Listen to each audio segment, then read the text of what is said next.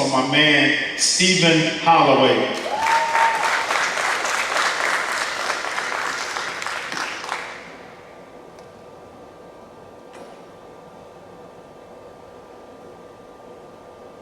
Matthew, do you have his mic unmuted?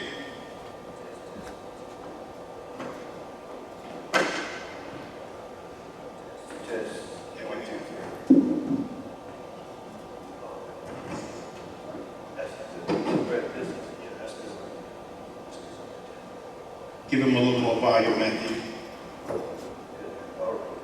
All right, thank you for this honor and privilege, Harry. It certainly is indeed. I'm honored to be here, and I do want to acknowledge the green in my grass, the sugar in my coffee, the ketchup on my French fries. My little wife of 24 years, Patricia. Mother of our 5 girls. We have 5 girls. 32, 26, and a set of 19-year-old triplets that just made it through their first year of college. Amen.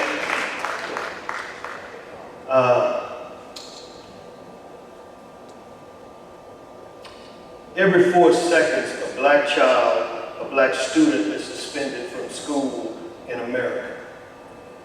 Every 25 minutes, a black child is arrested for a drug offense. Every 6 hours in America, a black child or teen is injured with a gun. Every 1.5 days in America, a black mother dies from complications of childbirth or pregnancy.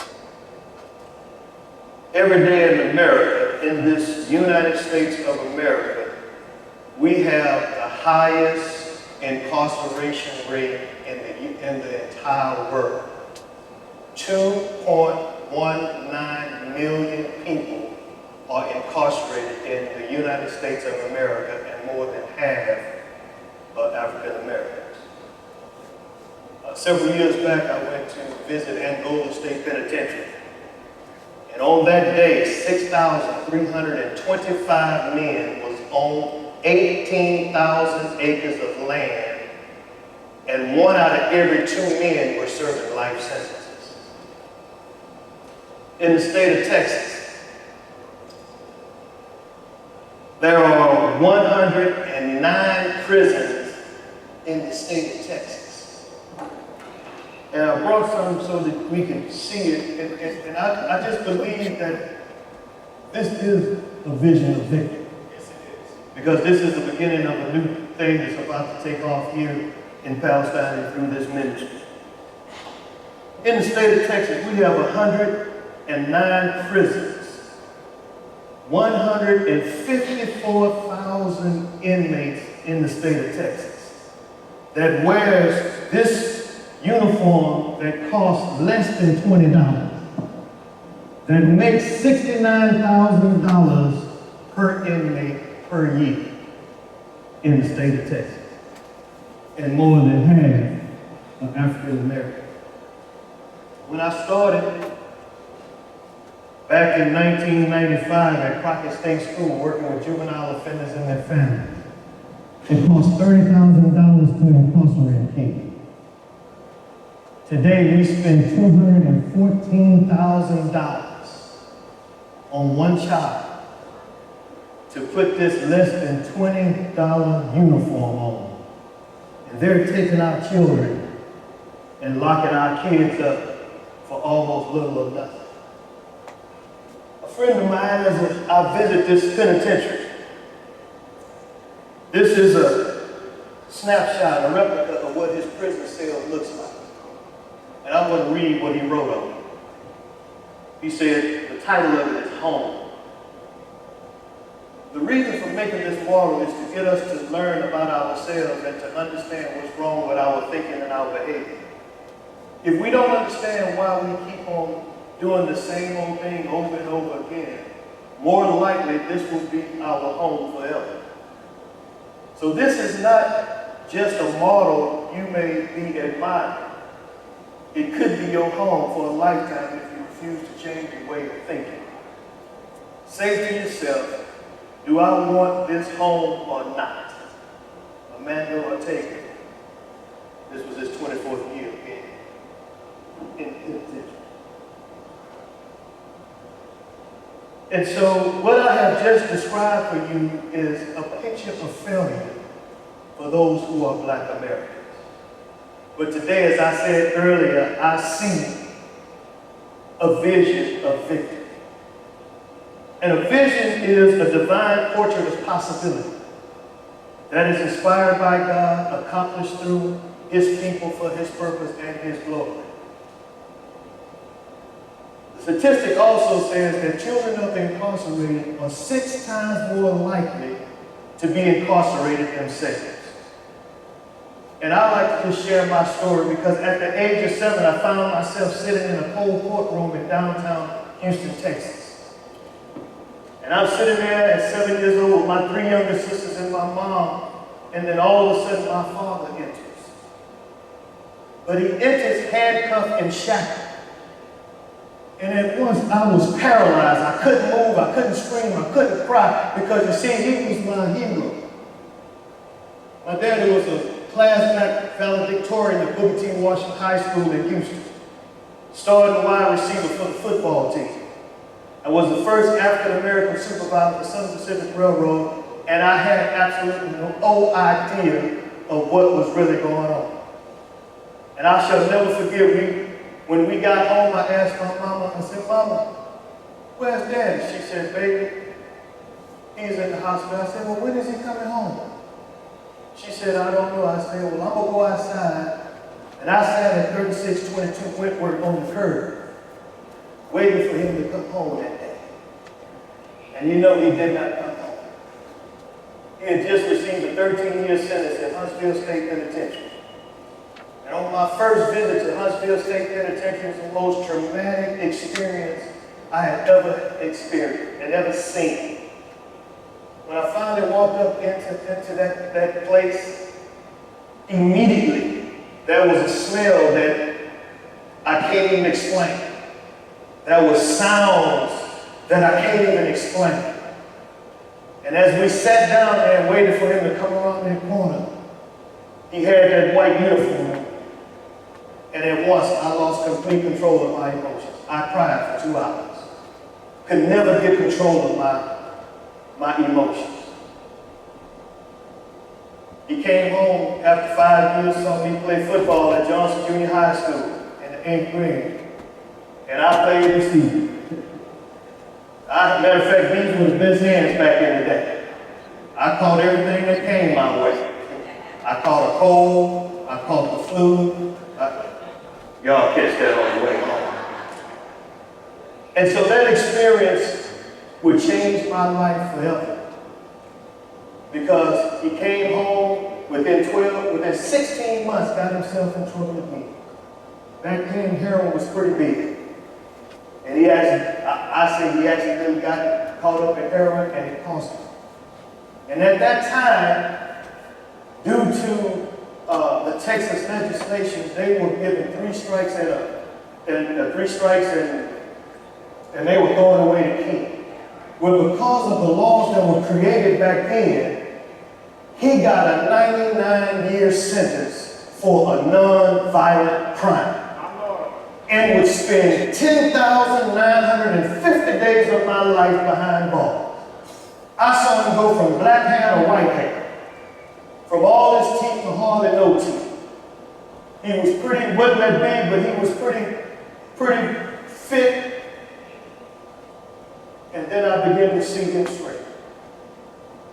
And during that time, without no guidance and no counseling and struggling with my education and didn't have any kind of mentor, thank God I had a grandfather that kept his foot where it really belonged as much as he could, but then he died off. And so later on in life, I got involved in drugs. And they said I was going to spend time in prison just like my daddy. They said that because of my adverse childhood experience that I would not make it. And I almost believed it. But they didn't know that God had a plan already laid out for me. And it was just a matter of time that I would move from the banks of nothingness to a battleship that would cause me to help create an organization that would eliminate intergenerational incarceration.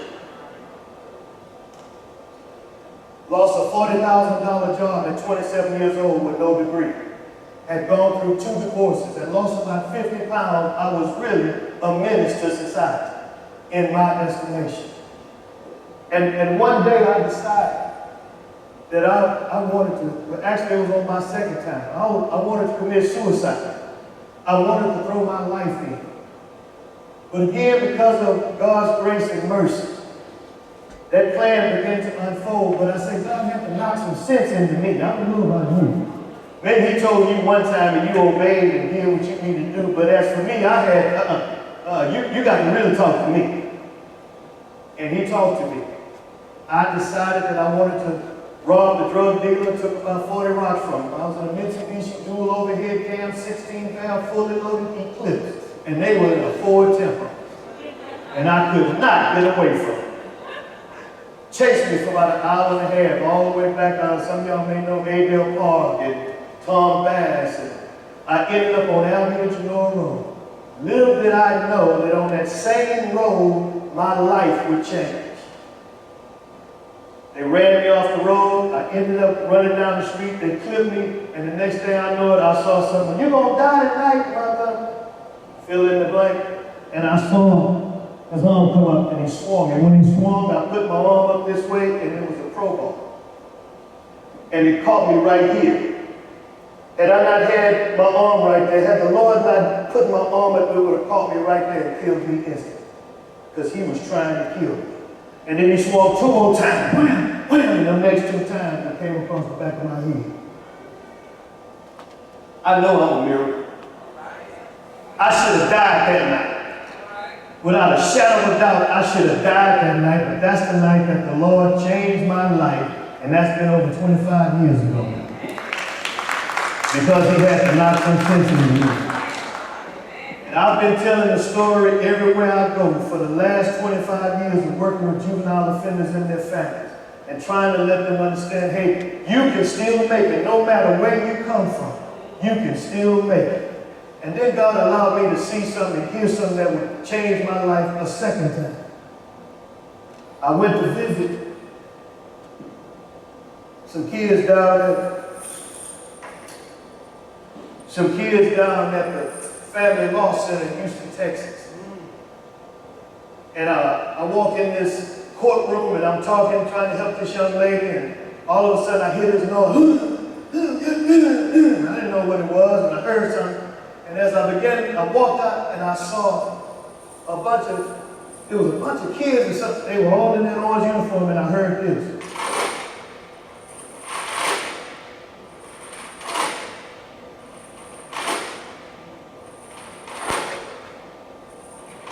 And as I got closer and I saw what was going on, there was what they call a train of black kids, mostly black kids and brown kids, that was walking like this. And I said, Lord, I'll do whatever, I'll keep doing it. I will go get them. I will tell the story. I will share everything that just let me get in front of them. And I eventually got in front of them and stayed there for 25 years. Of telling the story of how he has changed my life.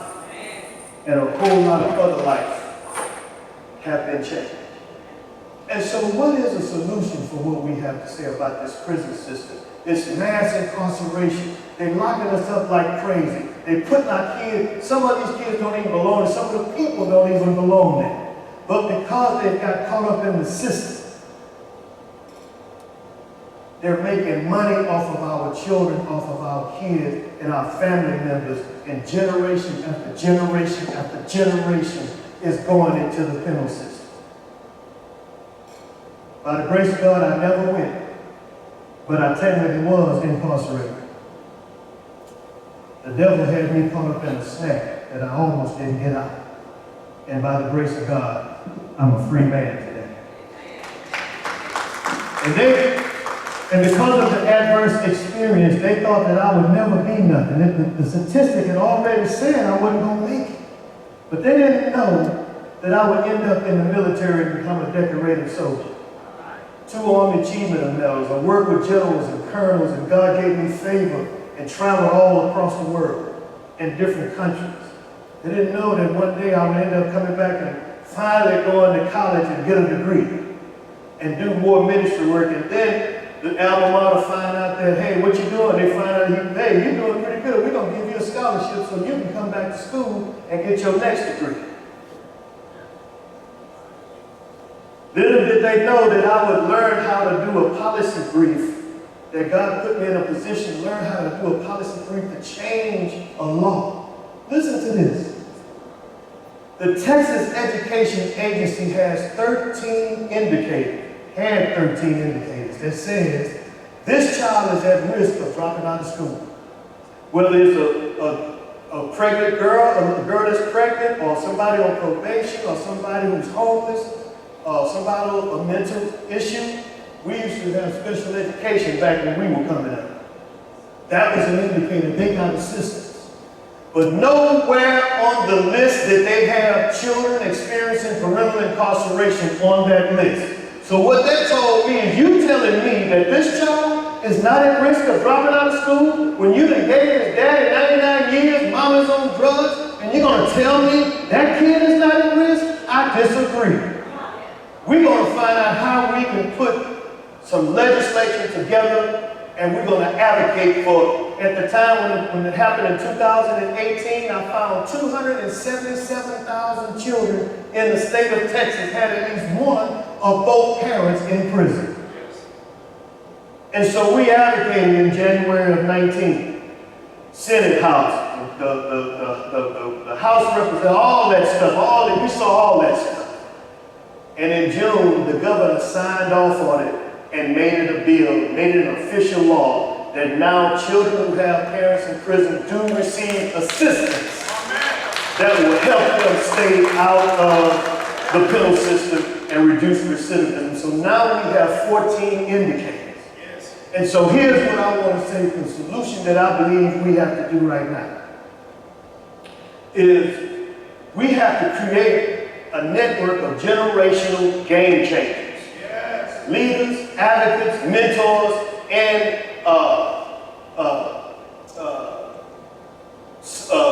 leaders, mentors, advocates, and game changers so that they can help others who are suffering in silence. And here's what I want you to take back for the young people here. Here's what I want to talk to you about, and everybody else. Take this back to the community. Here's how we do that. Number one, we got to help our kids, by the grace of God, discover their destiny.